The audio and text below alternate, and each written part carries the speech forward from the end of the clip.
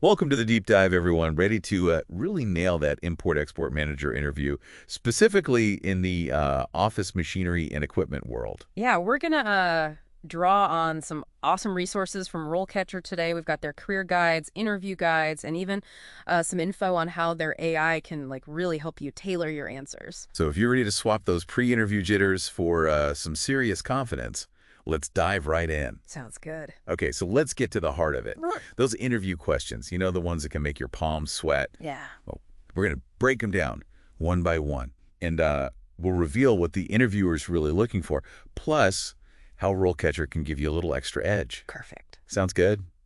Okay, so first up, what motivated you to pursue a career as an import-export manager in office machinery and equipment? Seems simple enough, right? Right. But there's a little more to it than meets the eye. It's not just about what makes you excited to get to work every day, you know? It's about how that passion connects to this specific field. Exactly. The interviewer wants to see a genuine connection between your interests and the office machinery and equipment world. So what we need to do is weave a story that shows your genuine interest in import-export, right? Great. Especially within the office machinery and equipment sector. And don't be afraid to let your personality shine through here. Yeah. Okay, so that's where RoleCatcher's AI comes in. It's pretty amazing. It's a game changer for sure. I mean, it can analyze your skills and experience and pinpoint the ones that really resonate with the job description. It's like having a personal stylist for your career narrative. I like that. Okay, next question. What experience do you have in managing import and export operations for office machinery and equipment?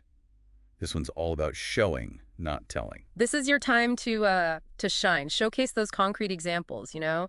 Don't just make vague statements. Yeah, dive into the specifics, like what types of office machinery and equipment have you worked with? What were the destinations? What challenges did you overcome? What results did you achieve? Yeah.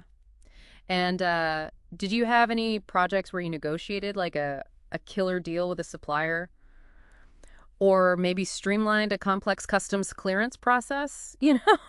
Yeah, don't be shy about quantifying your accomplishment. Absolutely. And this is another place where RoleCatcher can really help you out. I mean, its AI can go through your entire work history and, it can pick out those achievements that really align with the skills this role demands.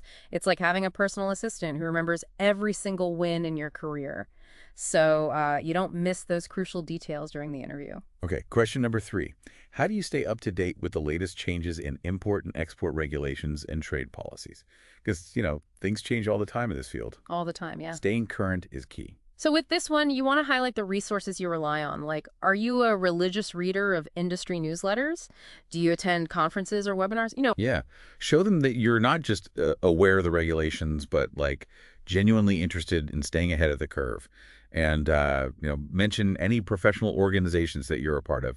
It shows you're actively involved in the industry. Exactly. And you know what? RoleCatcher's AI can even suggest relevant industry resources for you based on the specific job requirements. That's pretty amazing. So it could suggest things like Trade publications, yeah. Associations, thought leaders, all tailored to help you build your knowledge and really impress the interviewer. Okay, now let's talk about balancing costs with quality. How do you make sure import and export operations are cost-effective while still keeping that high level of quality and service? Yeah. This question is all about, walking that tightrope between efficiency and excellence. So you want to showcase your strategic thinking here. Have you negotiated, some favorable rates with freight forwarders? Or maybe you've championed the use of technology to streamline processes? Right. It's all about that balance. Finding ways to optimize costs, but without, compromising quality or customer satisfaction.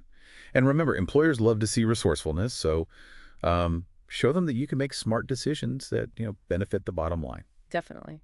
And RoleCatcher's AI can be a big help with this question, too. It can, analyze those industry best practices and maybe suggest some cost-saving measures that are particularly relevant to office machinery and equipment. So you can kind of weave those insights into your answer, and demonstrate a deep understanding of, efficient and effective operations. Okay, let's get down to the nitty-gritty of customs. What experience do you have in managing customs clearance procedures for office machinery and equipment? This is where your expertise with customs regulations really shines. Right. Be ready to show off your knowledge of customs regulations, Yeah. like those HS codes, documentation requirements, and, the whole clearance process. Yeah, think back to those times when you've navigated customs challenges like a pro. And give some specific examples of how you've ensured smooth clearance for office machinery and equipment. Like, have you ever had to deal with tricky import duties Mhm. or handle inspections with, a lot of finesse? Yeah. Those real world examples, those are gold. And, RoleCatcher's AI can give you that extra layer of confidence here. It can offer up to date info on customs regulations for different countries, Wow. making sure your answer is tailored to the specific markets this job involves. Okay, that's super helpful. Now let's move on to a question that really digs into your ethical compass. How do you ensure that your import and export operations are ethical and legal? This one's all about integrity and responsibility. For sure. It's about showing your commitment to doing business the right way. So showcase your understanding of, anti-bribery laws, human rights standards, environmental regulations, all those, ethical considerations in international trade. Yeah, explain your due diligence process. Like, how do you vet suppliers and partners? Yeah. Because employers want to see that you're not just chasing profits, but you're also upholding ethical standards. It builds trust and shows you're aligned with their values. Absolutely. And RoleCatcher's AI can provide some really valuable support here as well. It can highlight those ethical and legal nuances that are specific to, the office machinery and equipment industry. So it's tailored again. Yeah, yeah. It's tailored to help you, address those precise concerns. Okay, awesome. Last question for this part. What experience do you have in negotiating contracts with suppliers and freight forwarders? In import-export, being a skilled negotiator is pretty much a must-have. It's essential. So this is your chance to showcase your ability to, strike those win-win deals that are good for your company, but, also maintain those strong relationships, Yeah. you know? So, share those times when you've negotiated favorable terms, resolved conflicts, or maybe secured outcomes that benefited everyone involved. Yeah. Like, did you ever manage to, you know, trim those shipping costs without sacrificing delivery timelines? Right. Or maybe you skillfully navigated like a really tricky dispute with a supplier. Right. And don't forget to quantify those successes. Show them you can, handle that negotiation dance with grace and strategy. For sure. And here's a little secret weapon from RoleCatcher. Its AI can give you insights into, typical contract terms and negotiation tactics that are common in the office machinery and equipment world. Wow, I can do that. Yeah, it helps you demonstrate a deeper understanding of those, industry practices, and it makes your answers even more compelling. Okay, wow. We've covered a lot in this first part of our deep dive, but stick around because in part two, we'll be diving into potential follow-up questions, and we'll arm you with even more strategies to totally ace that import-export manager interview. Welcome back to the deep dive. So, in part one, we tackled those common interview questions, right? We kind of dissected their hidden meanings and gave you some strategies to craft, really strong answers. But now it's time to step it up a notch and dive into the world of follow-up questions. Yeah, follow-up questions can feel like a curveball, They can, yeah. but, they're actually great opportunities. They let you show a deeper understanding and that you've really thought things through. Exactly. They really test your ability to think on your feet, analyze situations, and show that you're not just, reciting memorized responses. Right. Okay, so let's say you've just given this amazing example of a successful contract negotiation, right? The interviewer might lean in and ask, what were the key factors that contributed to that successful outcome? See, they're digging deeper now. They want to see those gears turning. Yeah. And this is your chance to really shine as a strategic thinker. Don't just say, I got a great deal. Break it down for them. Was it your meticulous preparation? Did you build a strong rapport? Or maybe you cleverly used market data to, strengthen your position? Right. It's about explaining the why behind the what. You're not just lucky, you're skilled. Exactly. And speaking of skills, let's talk about a question that's all about handling those, inevitable curveballs. Yeah. What was the most challenging negotiation you faced in this field, and how did you handle it? Ooh, yeah. Here, they're really trying to gauge your resilience and, how you solve problems. They want to see how you handle pressure when things don't go exactly according to plan. So, pick an example that really highlights your strengths. Maybe it was a really demanding supplier who, pushed your limits, or a complicated regulatory hurdle you had to overcome. Whatever the challenge was, focus on the how. How did you stay calm, and what steps did you take to resolve the issue? Right. Did you, seek advice from someone, gather more information, or maybe think outside the box to come up with a creative solution? Yeah. It's not about pretending that you're perfect. It's about showing them your ability to learn and adapt. And remember, even if things didn't turn out perfectly, Yeah. talk about what you learned from the experience. Yeah, It shows that you're, constantly growing as a professional. definitely. Now, let's switch gears a bit and talk about a question that's, really important in import-export. Hmm.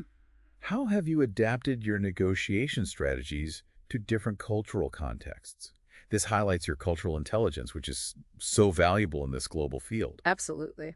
So think about times when you had to adjust your approach based on cultural norms and expectations. Maybe you had to be more patient and indirect, or perhaps you did your research on specific cultural nuances to avoid any misunderstandings.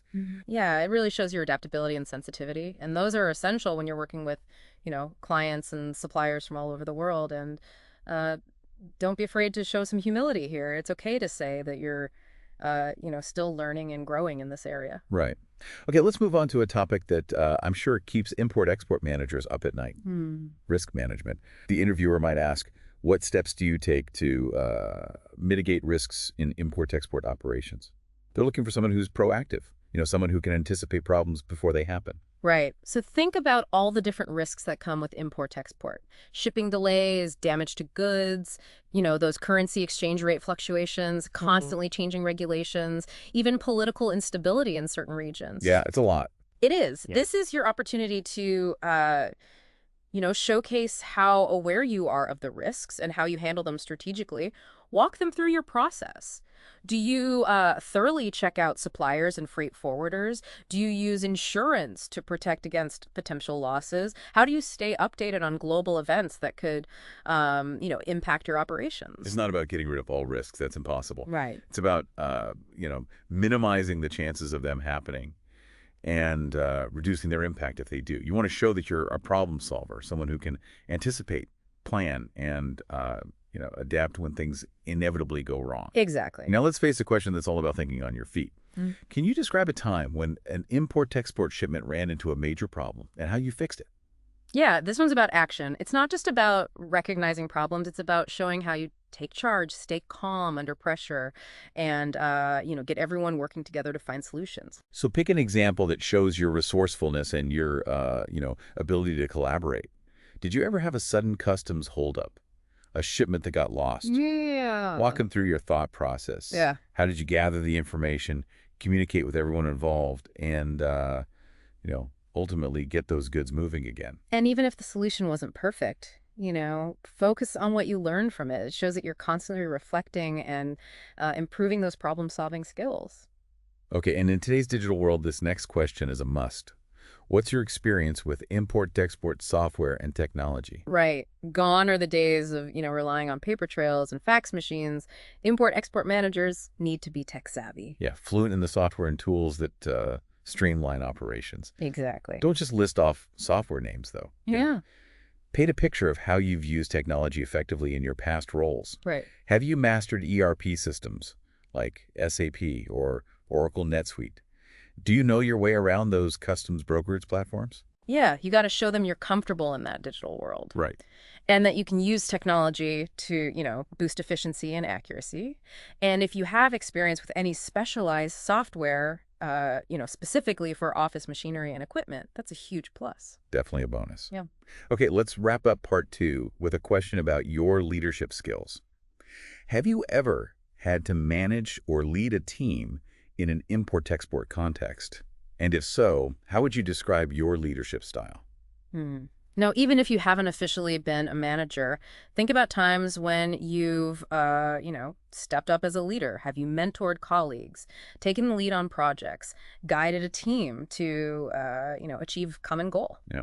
Be genuine when you describe your leadership style. Some people are natural collaborators, while others, do better in a more directive role. What matters is that you can explain your approach and back it up with real examples. Right. Remember, leadership's about more than just giving orders. It's about motivating your team, encouraging open communication, and creating a work environment where everyone feels, valued and empowered. Welcome back to the deep dive. So in parts 1, 2, we, really tackled those tough interview questions. We gave you strategies and insights to make a great impression. But, the interview isn't over yet. Right. It's all about those finishing touches now. Yeah. The things that solidify that positive impression and make the interviewer think, this is the one. It's like the cherry on top. Yeah. Uh-huh. So what are some key things someone should focus on, as they're wrapping up the interview? Well, one of the most impactful things you can do is come prepared with a few insightful questions for the interviewer. Yeah. It shows that you're genuinely interested and that you've been thinking seriously about the role and the company. Yeah, that makes sense. So what kind of questions would really make someone stand out? You want to avoid those generic questions that, could easily be answered with a quick Google search. Dig a little deeper. You could ask about the company's future plans, like what are they doing in the office machinery and equipment market, or how are they using technology to stay ahead of the competition? I like that. It shows you've, done your research and you're not just looking for any job. You're interested in their specific vision. Exactly. And don't underestimate the power of enthusiasm. Let your passion for import-export really shine through. Hiring managers are drawn to candidates who are excited about the work. So it's not just about, checking off boxes on a skills list. It's about showing your personality, that spark that says, I'm ready to jump in and make a difference. Yeah, exactly.